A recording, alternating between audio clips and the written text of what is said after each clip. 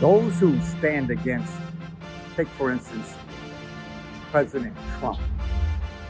If you stand against him, you probably would have stood against Cyrus. I'm Dr. Ray from Hosea International Speaks. And I usually put on one of my podcasts, usually about this time every Wednesday. But in light of the events that took place this past weekend, I think it's a time for the body of Christ to, no matter what denomination you are, it's about time that we start coming together, because God is looking for a bride that's purified, a bride that's glorious. But it seems that we're all in different areas. We're spread out everywhere. Some of us say we don't want to vote for this guy and we don't want to vote for that guy. And as a president, we're not looking for a pastor. We're looking for a man that's anointed by God. And if you was to take the story of Cyrus, those who stand against, take for instance, President Trump.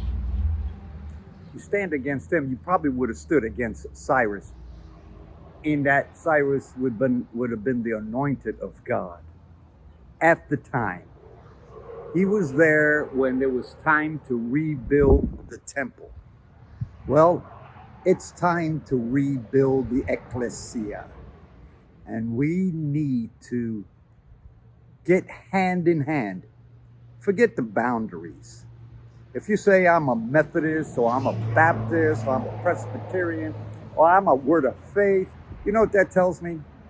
That tells me that's where you stopped. Because that's where a lot of people have stopped. They stop at their denominational calling.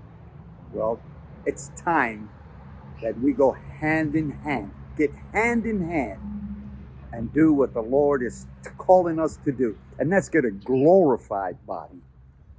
Jesus is looking for a glorified body. And if you was to look up that glorified, it's the word kavod. That means the wholeness, the heaviness of God in that church. And if God is not being seen where you're at, then you need to look at yourself in the mirror. I think we're all starting to do that. I think we're starting to look in the mirror and say it's time that we forget our denominational barriers and come together and pray. We know the incident that happened this past weekend, the attempted assassination of Trump. Well, I believe that's God's anointed for the hour.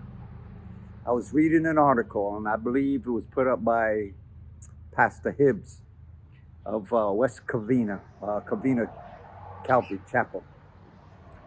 And it said that, and it brought out the part that Trump had been shot in the right ear, and that there was blood on the ear. Well, if you understand a priest, he was supposed to be anointed with the blood of the lamb right on the ear. And it doesn't stop there.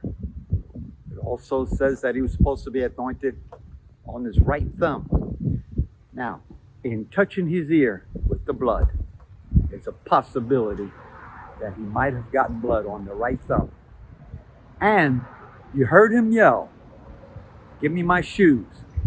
Ask yourself this: was it his right foot? Because you're supposed to anoint the ear on the right side, the thumb on the right hand, and the big toe on the right foot. So, I believe that this is God's anointed for this hour. He's only going to be in office 4 more years. You can do what you want in between. But I believe God is calling for the body to become unified.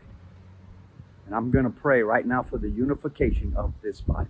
Father, right now we come before you and we pray that the body of Christ the ecclesia will be unified, hand in hand, to bring forth the gospel of Jesus Christ, not only to this nation, as Robert Hunt had prayed 1607 on the shores of Virginia,